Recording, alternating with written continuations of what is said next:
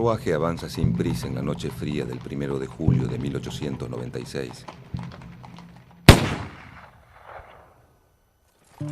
El estruendo de un disparo sobresalta al caballo que apura el paso hasta llegar a destino. El portero del Club del Progreso, decidido, abre la puerta del carro. La visión es estremecedora. El líder de la Unión Cívica Radical, Leandro N. Alem, tiene un tiro en su sien derecha. Su cuerpo es trasladado hasta el salón del club y en una ceremonia improvisada despiden azorados a una de las figuras claves de la política de la época. La voz de la revolución yace sin vida sobre una mesa, con el rostro velado por su poncho de vicuña.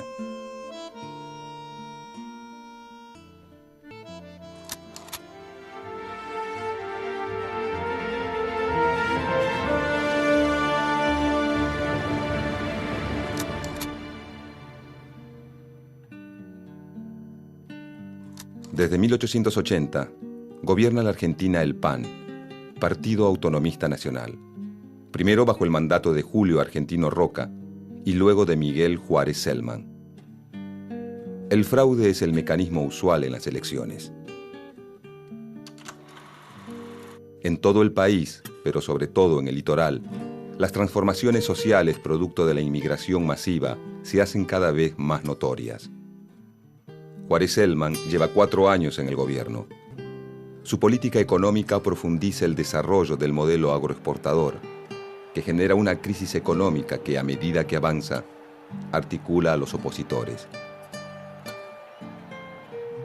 A partir de la publicación de un artículo en el diario La Nación, que denuncia el lamentable estado de las cosas sin una oposición que controle el poder del presidente, se conforma la Unión Cívica de la Juventud, que reúne a un grupo de jóvenes estudiantes universitarios que organiza, el 1 de septiembre de 1889 en el Jardín Florida, la primera manifestación de oposición a Juárez Celman.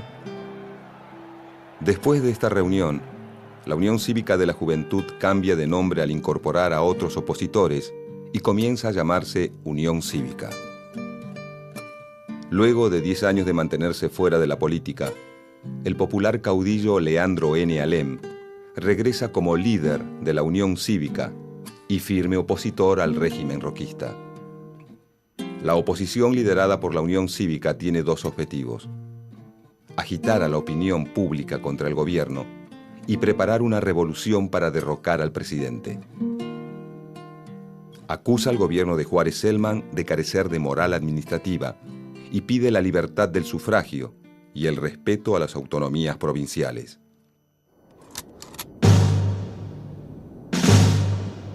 El 26 de julio, en el Parque de Artillería, el general Manuel J. Campos, que está ligado a la Unión Cívica y tiene a su mando a 50 militares del Batallón de Ingenieros, recibe a Alem en plena madrugada.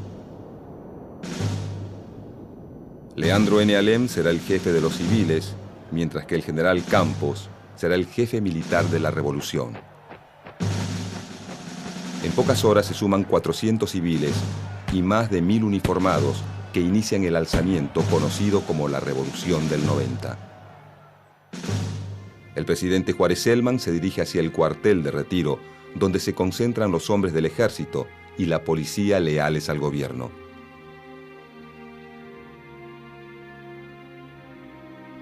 Desde el Parque de Artillería, la Junta Revolucionaria los intima a someterse a la revolución que acaba de estallar. Hombres y mujeres enterados del levantamiento llegan al parque a pedir armas. La Junta los forma en 2 batallones y ordena la movilización de la Guardia Nacional. En las azoteas se divisan las boinas blancas, prenda que consiguen los sublevados para identificarse. En el cuartel de retiro, el presidente, los ministros, el vicepresidente Carlos Pellegrini y el general Julio Argentino Roca, a cargo de la defensa de la Casa de Gobierno, decretan el estado de sitio, la movilización de la Guardia Nacional y deciden el alejamiento del presidente al interior del país.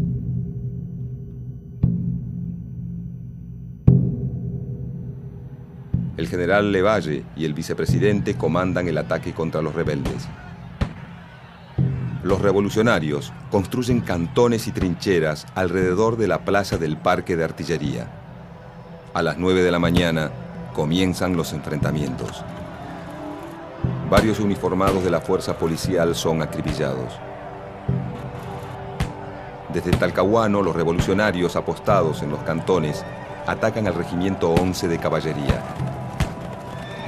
La bocacalle queda cubierta de muertos y heridos y más de 50 caballos destrozados.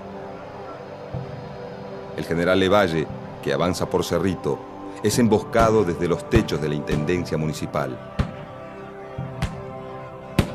y se da en retirada.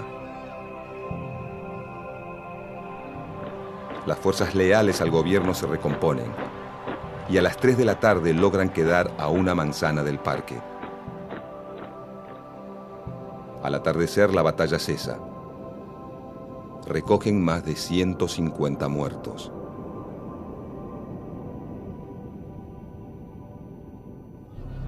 Por la mañana se reinician los ataques y las fuerzas revolucionarias deben replegarse dentro del parque.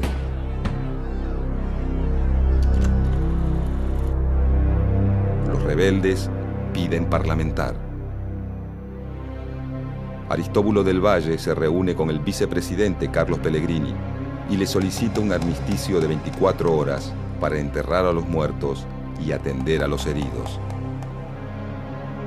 Los barcos de guerra favorables a los revolucionarios ignoran el acuerdo del cese de fuego y bombardean la Plaza de Mayo, la Casa de Gobierno y la zona de retiro.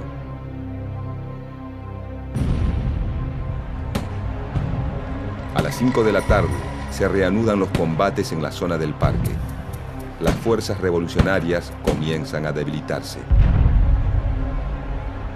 Leandro N. Alem y Aristóbulo del Valle, ante la falta de municiones, pactan con las autoridades los términos de la rendición. La revolución ha concluido.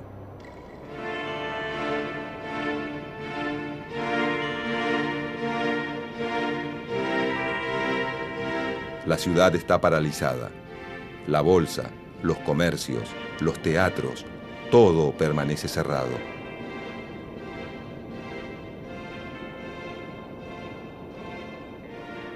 Juárez Celman, sin el apoyo de su propio partido, presenta la renuncia el 6 de agosto de 1890. Lo sucede el vicepresidente, Carlos Pellegrini. Julio Argentino Roca, apodado El Zorro, es nombrado ministro del Interior. Desde su nuevo cargo, comienza a reconstruir su liderazgo en el Partido Autonomista Nacional.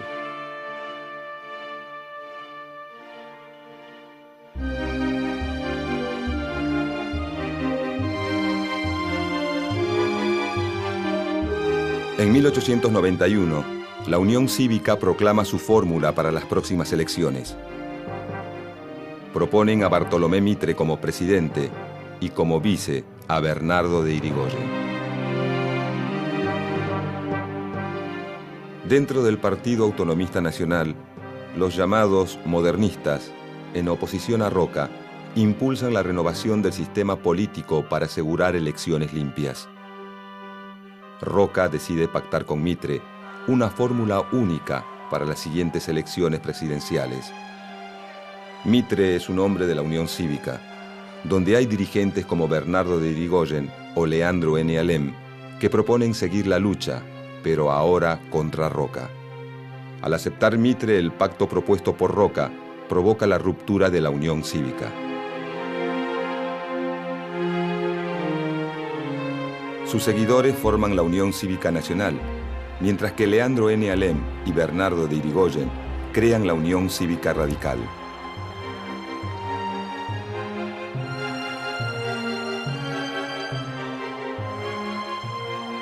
La posición en contra del régimen de los radicales hace que el presidente Carlos Pellegrini declare el estado de sitio y detenga a varios de sus dirigentes, acusándolos de estar organizando una revolución.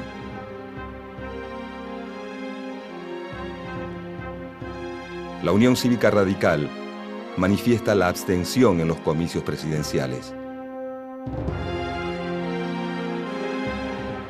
Roca, luego de pactar con Mitre, levanta la candidatura de Luis Sáenz Peña y José Evaristo Uriburu, que con fraude ganan las elecciones.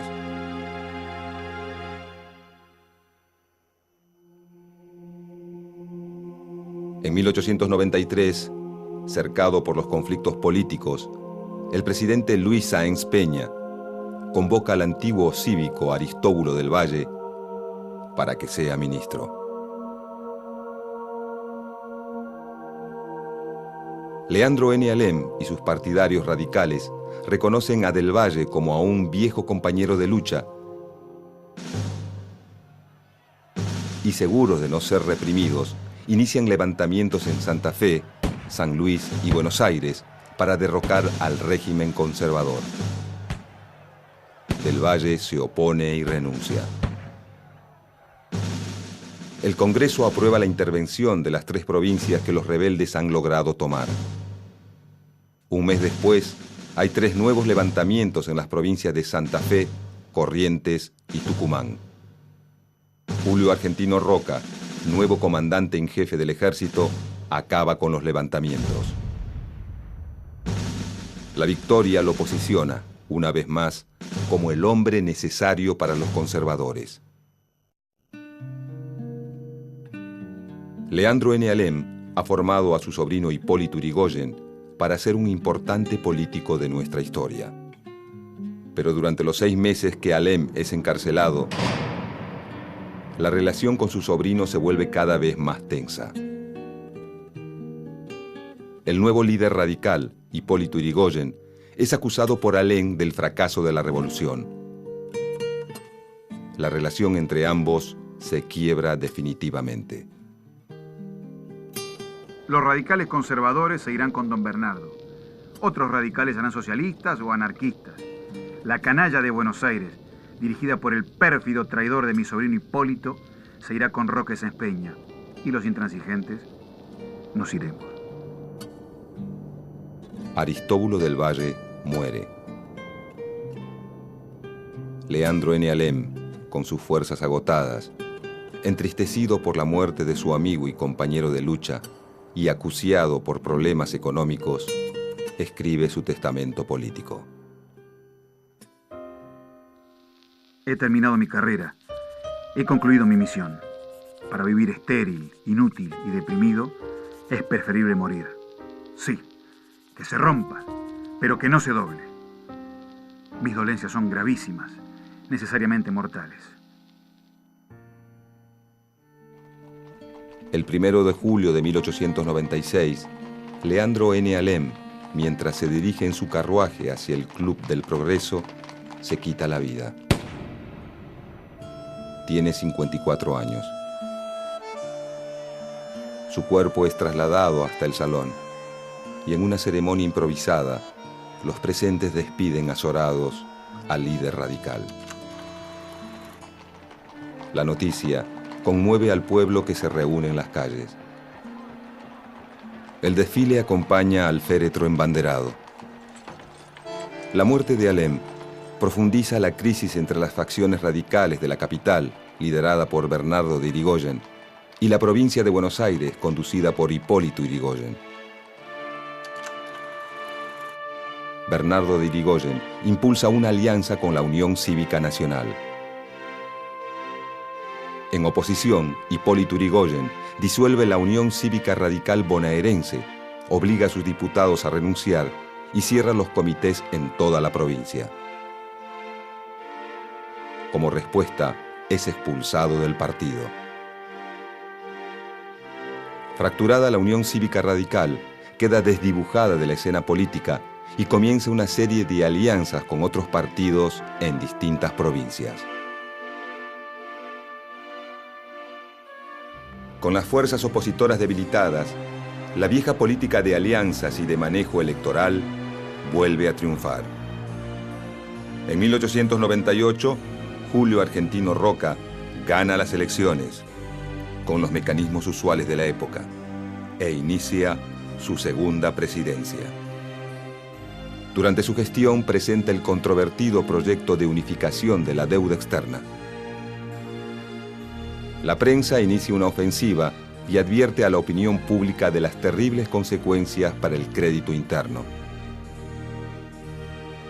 Se realizan marchas opositoras en la capital, y aunque el presidente declara el estado de sitio, debe retirar el proyecto de ley.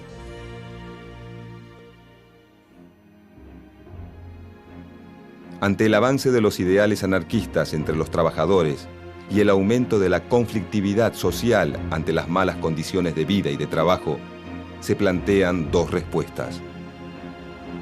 En 1902 se sanciona la ley de residencia, que permite la expulsión del país de aquellos extranjeros que son considerados agentes de perturbación social, los anarquistas. Y también se lleva adelante una investigación de las condiciones de trabajo en Argentina, que sirve como base para un proyecto de Código del Trabajo, pero no llega a ser aprobado por el Congreso. Se acercan las elecciones y las prácticas fraudulentas continúan.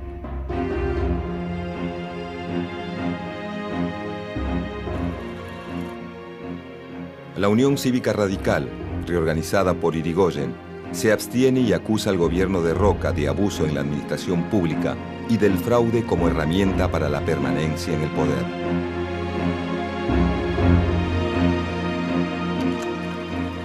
En 1904, la fórmula conservadora de Manuel Quintana y José Figueroa Alcorta gana las elecciones. En 1905, estalla la última revolución radical en Buenos Aires, Rosario, Córdoba y Mendoza.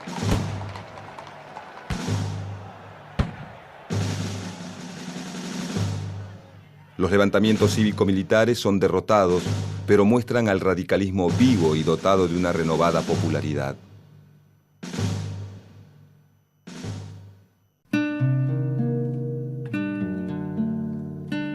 A fines de 1905, el presidente Manuel Quintana enferma gravemente y muere pocos meses después.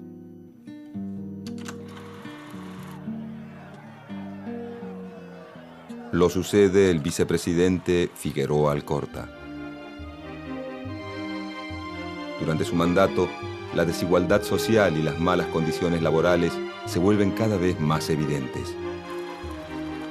Las extensas jornadas y la explotación de niños y mujeres fomentan un fuerte malestar entre las clases trabajadoras. Huelgas y protestas como la de los inquilinos o la Semana Roja son severamente reprimidas. Antes de finalizar su mandato, Figueroa Alcorta promulga la Ley de Defensa Social, que permite el confinamiento en cárceles a quienes se consideren peligrosos, capaces de ocasionar disturbios.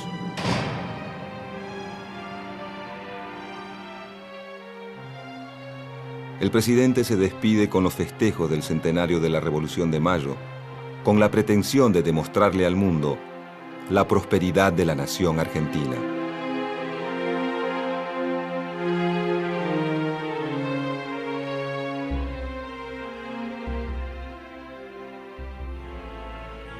La fórmula del PAN, Roque Sáenz Peña, Victorino de la Plaza, se impone, fraude mediante, en las elecciones de 1910 casi sin oposición y consigue la totalidad de los votos del colegio electoral.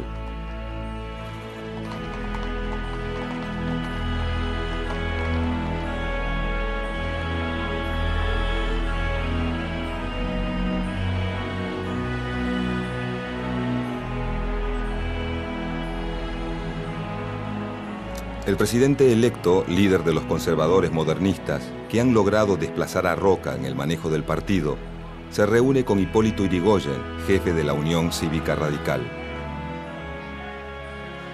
Yrigoyen promete abandonar la vía revolucionaria y Roque Sáenz Peña promulgar la ley electoral que será fundamental para la historia de la República Argentina.